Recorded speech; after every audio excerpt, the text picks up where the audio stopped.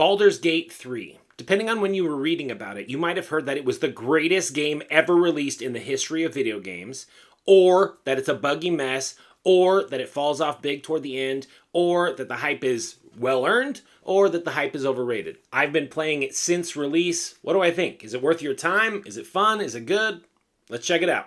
So Baldur's Gate 3 got a great start on release. It had pretty much universal acclaim from reviewers and fans. As people got into the game, everyone was talking about it, and the concurrent users on Steam was hitting super high marks, 800 and something thousand. People were hyped about this game. It was 10 out of 10. This is a game that's going to change everything. This is everything we've always wanted.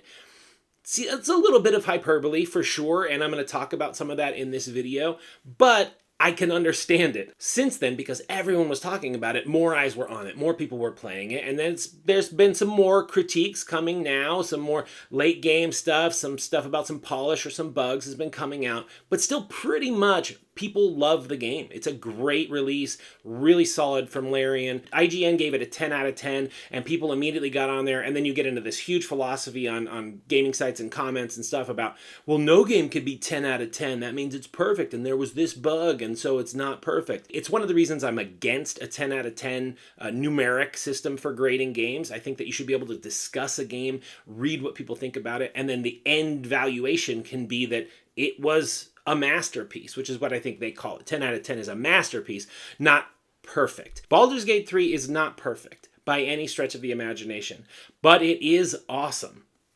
So first, let's talk about my general thoughts about Baldur's Gate 3, and then I'll talk about some people that I think really will like this kind of game, and then some people who may not. So I'm still in my first playthrough. I spent a lot of time in Character Creator deciding which character I want to make, a couple of false starts, but then I settled on Kel Heartstring, the human bard, a storyteller with a beard. Thought it was fitting, and that's kind of what I'm rolling with. So the footage you see will be from my gameplay. I will try not to have any spoilers in there as I talk. When I talk about games, I tend to talk about if they're good, if they're fun, and if they value your time. And those are kind of my three main things as I approach gaming, because I don't have all the time in the world to game. So those have to be good. It has to be a good game, it has to be a fun game, and it should value your time. How good is this game? I think this game is fantastic. I think it's unbelievably well made. I think that, yes, there are bugs. Yeah, absolutely. Tons of bugs. More than they probably want us talking about. Silly bugs too, like just like the characters blocking your view in the cutscene, so every time it cuts to this angle, you can't see the person's talking face. That's just irritating. To weird loading bugs. But bigger errors to me are like narrative jumps that don't quite make sense. For instance, I got to a part in Act 2 where I was supposed to have done a couple of things before I did this other thing. And so I did this other thing, but that kicked off like the final fight. And I never got to experience kind of the world building that was necessary to pay off some of the things some of the characters were talking about. It was something to the effect of like, remember all those things he did? And I'm like, no, because I've never met that person. So, sorry. Sometimes the narrative bits don't flow together as well as I would want them to, and I didn't love that, just in terms of the narrative flow. And I understand what they're trying to do is so hard. So it's not a complaint. It just creates an interesting experience when you don't do things in an order that then later makes sense. You definitely have to sort of wave your hand at the idea that it's all going to come together in the end, because there's just no way for anybody making games to tie all of it perfectly together in the end. So that's how good it is. How fun is it? I think it's so fun. So fun. I'll talk about later when I talk about some of the details of the game, but I think every aspect of the game is fun. I think that the combat is fun, the dialogue is fun, the character creation is way too fun. Many hours spent there. I think it's as fun as it can be. I mean, I've been hooked for weeks. It is a dark game, a lot of violent and viscera, like grown-up stuff, and then there's nudity filters and all of that stuff too. So if those things turn you off to games, then that would impact your fun. Does it respect your time? So yes, I think it does. However, it's long, and that'll be something I talk about here in a little bit. So when I say it respects your time, here's mainly what I mean. It knows that you may have to get up and leave at any point. So you can quick save always. That is awesome. Now, whether or not you abuse that is on you, but if you're in the middle of a dialogue, you can hit F5, quick save, turn the game off, come back the next day, reload that, and be exactly right there. So I think that's the key part of respecting your time. I don't like it when a game goes on a 20-minute cutscene and doesn't let you stop to save the game. I don't like it when a battle starts and you're not able to pause it, and then if you came back the next day, you'd have to completely restart. You could, if you wanted to, save after every move in this game. There are some things that don't value your time. The inventory system's a little bit wonky. It works, but it's a little wonky. And some other elements that don't work perfectly to value your time. And it's a very long game. But in terms mostly of that quality of life, of the fact that you could step away at any point, I think that's, to me, the most important thing. So let's talk about some people who I think might like this game and some who I think may not. I'm going to try and identify a few people who I think might like the game if you're still on the fence and not sure. I see a lot of these posts, should I buy this game? Should I buy this game? So I'll identify a few that I think will like it and a few that won't.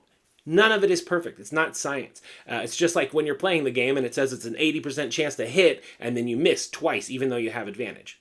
Not frustrating at all. Okay, so the first type of person that I think is going to like this game are people who are fans of Larian's work already, most directly Divinity Original Sin and Divinity Original Sin 2. If you like those games, I basically guarantee you're going to like Baldur's Gate 3. Baldur's Gate 3 is in many ways a direct upgrade of Divinity Original Sin 2. Some people might like some of the systems better. It's based on an entirely different system. This one's based on Dungeons & Dragons 5e, and that's their own system. So there's some things about it that won't be directly similar. But playing both games, I think that if you like that, I would struggle to understand how you wouldn't like this game. I could be wrong completely, but I think that's the highest chance to hit is the people who already like Larian's games. That said, I don't think it's just Divinity Original Sin 3. I think this is a very different game, and the reason I say that is because of my experience specifically. I love role-playing games. I'm going to talk about a few of them in this video, but Divinity Original Sin 1 and 2 didn't capture me. Divinity Original Sin 1, I have maybe 10 or 15 hours on my Xbox, and Divinity Original Sin 2, I have 10 hours. And I've bought the game on 3 different platforms. I keep trying. I want to like the game. Everyone said it's so good. But it just didn't, I don't know, it didn't take me where I wanted to go. And I think that's because of the second group of people. The reason why you could not love Divinity Original Sin 1 and 2, but love Baldur's Gate 3 is because you're part of the second group of people who I do think would like Baldur's Gate 3, and those are people who love BioWare games.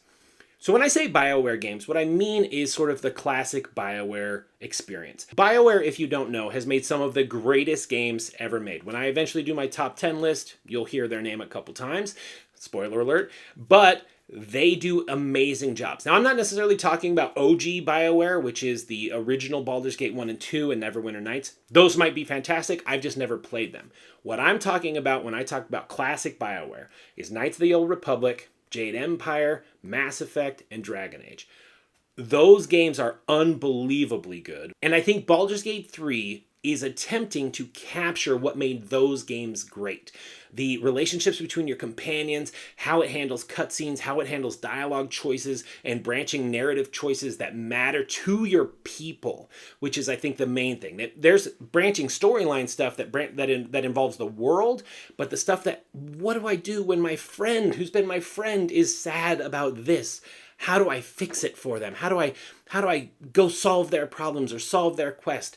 That, I think, is the BioWare experience, and I think Baldur's Gate 3 is attempting to capture that. So if you like those games, I think you should give Baldur's Gate 3 a chance. It does try to do it. And I say try, I'm not yet convinced that it does it as well. There are some things about how the characters are written and how their interactions happen that I don't know if they have the perfect touch that BioWare seemed to have for that run of games, where just everything was so spot on with the way the story was told through your companions, through the dialogue, through your relationships with them. Mass Effect 2 probably, to me, being the highlight, but all the way back to Knights of the Old Republic. I just think they do such a good job of building characters you care about and creating relationship dynamics that keep you moving forward in the game. And there's romance, obviously, since then. Some of the romance is a little heavy-handed in this game, and I think that's part of the issue. It just kind of turns up to 11 right out of the gate, which is kind of awkward. But ultimately, I think that the game is well done. I care about my companions. I just don't care about all of them, and maybe that's okay. I don't know. I think it's a very good attempt at capturing BioWare's magic, and if you like that kind of thing, you might very well love this game. Now, what if you don't like dialogue and that kind of thing? Could you still enjoy it as a tactics-based game? And I think absolutely. So the third type of person who might enjoy this game are people who like tactics, turn-based games, something like XCOM or that type of thing. And this has been the most pleasant surprise of the game so far, is their encounter design is unbelievable. It's so cool how they create encounter after encounter that has such different mechanics that you have to be utilizing the entire breadth of your skill set to try and outmaneuver the opponent. I think some of the encounters in this game are as good as any encounters I've ever played, and the added bonus is I'm just playing 4 different characters with 4 different builds. There are 30 or something different subclasses that you could create and then have to solve those encounters with entirely different set of skills or player types. So I think this game is extraordinary as a tactics-based game. So the fourth type of person that I think really will enjoy this game is somebody who plays Dungeons & Dragons already. I played Dungeons & Dragons way back 20 years ago in high school, and we've been playing 5th edition as a family for the last couple of years. If you like that system, if you like the classes, the way all of the abilities work, the choice of how you level up, all of those things, I think you're going to dig this game. Certainly you could not, for sure, but I think you will. The 5e system, I think, is super fun. Sure, it gets its criticism. I think it's great, and I think the changes that Larian made to make it more video gamey are correct choices. Some things may be a little bit overpowered, but it all makes sense in a video game world. The thing that's not the same about playing Dungeons & Dragons is that there's no benevolent DM working with you to tell a collaborative story. This DM is rough. The amount of times that you roll with advantage and roll poorly and miss when it says 80% chance is frustrating, but it happens on the tabletop too. You just roll badly, the dice aren't in your favor. It's hard not to think that there's something at work behind the scenes, that the game's not making choices to rip you off, but you gotta live with it. You gotta trust the random nature of it and move on. You can't get buried too deep in the woods because it will definitely frustrate you. But the heart of Dungeons & Dragons is role-playing, and this game certainly allows you to do it. I think that to a huge extent, you're allowed to play with the world and have fun and interact with things the way you want to interact with them. Maybe not to the zillion degrees that you can in a true tabletop experience where it's just everyone's imagination. No game could do that. But I think it does a pretty good job of replicating what it's like to be at a table playing a character and making choices in dialogue and in combat and in exploration that you think your character would. You obviously can't go everywhere because the game would be way too big. But within the scope of what they've presented, there's so much freedom. But that does bring us to the fifth type of person who I think would enjoy this game, are the people who really like sandbox, freedom of choice games, who kind of present a world and then let you, the player, mess with the systems in place to your heart's content.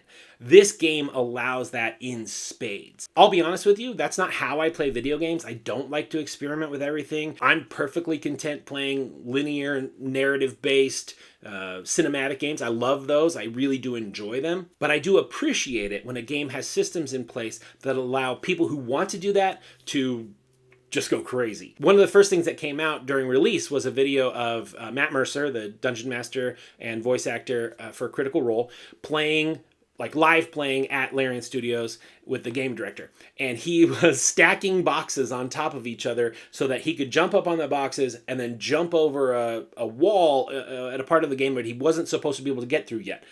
That's the type of nonsense you could get into. And there's all kinds of videos like this where people have barrelmancy, which is what they call it from Divinity Original Sin 2, where you're just pretty much picking up every barrel you see with like a powder in it, and then you carry it, and then you place them all in the level, and then you just throw a fireball on it, and it just blows up everything. That kind of stuff is pretty cool, pretty unique to Larian style of gameplay. Again, that's not the way I like to play, but it's 100% there, and it's a huge part of why people are so excited about the game. A lot of the people talking about this game are talking about that, how you can just do whatever you want in a really fun and crazy way. And the freedom really applies to everything. So I'm playing my own playthrough, but my son is also playing through it, and he's not very far. He's only 8 or 9 hours in. He's having a completely different experience than I am, and not just based on the alignment of his characters or anything. He's having reactions to characters in the story because of the way his character talks to them. So he is playing a tiefling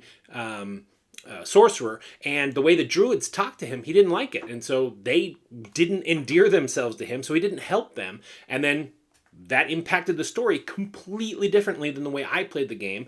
He doesn't have certain characters that I have in my party. Certain characters look different or have different encounters. So that it's so cool that the game can, in like I said, in only the 8-hour period, I can't even think about over the course of, as he catches up to like 40 or 50 hours, how many things he does that will be totally different than the experience I have. And that speaks to this level of flexibility that the game offers. Okay, so now let's talk about some people who may not like the game. Now, this isn't guaranteed either. This could be a low chance to hit, 12%, 15% chance to hit because they have a high AC, and you still take that swing anyway, and sometimes you still might like it. And it's actually been really encouraging because I've seen a lot of people making posts about how they didn't expect to like this game at all, but once they tried it, they enjoyed it. The first type of person that I would be hesitant to recommend this game to would be people who love action combat. You love the frenetic pace of pushing buttons and all that stuff, playing Hades or something like that. You love just stuff always happening.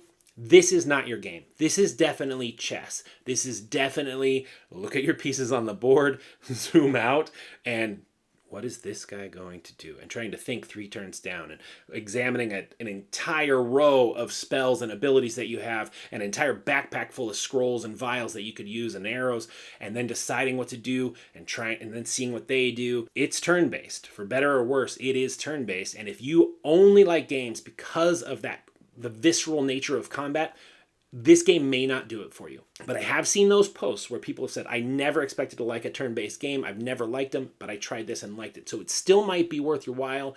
But I think that if you mostly like games for that gameplay style, this may not be the game for you. The second type of person that I think may not love this kind of game is if you're a consistent skipper. If you're somebody who skips cutscenes and dialogue as quickly as you can, I'm not sure that you would love this game. Now, as I said in the tactics strategy place, maybe there is, because it still is that fun that I think the tactics are that good, but it's so tied to the story and there's so much just narrative, so many dialogues, so many cutscenes, so much stuff happening story-wise that if you normally don't get engaged at all in story games, this may be something you want to hold back on, or at least maybe watch somebody play, see if you think the tactics look fun enough, because if the tactics are fun enough, the game could pull you through. But if you normally just ignore story altogether, and just like playing something where there's just action, where it's not stopping to talk about anything and everything's just in the gameplay itself, this game, I don't know if it's for you, but again, maybe not. And the third type of person that I would be hesitant to recommend this game to are people who don't like long games. I am at 70 hours played, and I still have not even walked to the third act yet. This game takes time. It takes time to play. The battles take time. A certain battle could take you an hour if all the pieces are moving and there's all kinds of things happening. Notice that I said not recommended to people who don't like long games. If you don't like long games because you forget what you're supposed to be doing or forget the story or whatever, then this may not be the game for you. If you struggle because you don't have a ton of time to play, this game could still really fit everything else because all the dialogues are interesting and certainly all the combats have been interesting so far. So you could still have fun over the course of a year that you played it. It just might take you that long if you only can play a couple hours a week. If you can only play 2 or 3 hours a week, then you're going to progress slowly. But all of it could be so fun that you may not mind that you're spending that time, if that makes sense. But if you don't like a long game, you like a 10, 15-hour game at max, this won't be what you're looking for. This is a long game. Like I said, 70 hours and still plenty of time to go. So anyway, I think that Baldur's Gate 3 is a true success. I think it's everything that we wanted it to be when we read about it, and some of us played it in early access. I think it's an outstanding game. It will definitely be in the running for Game of the Year. I think we're going to have some real cool competition with Starfield coming out in just a couple weeks, and I think that's another amazing role-playing game for us to try, and I hope that it's as good. I hope that it gives Baldur's Gate 3 a run for its money, because that would be awesome. As a gamer, having 2 great RPGs would be awesome. I'm not in the category that says that one has to be better than the other. So anyway, those are my thoughts on Baldur's Gate 3. I'm going to get back to it and have some more fun, but I hope you're doing well. Talk soon.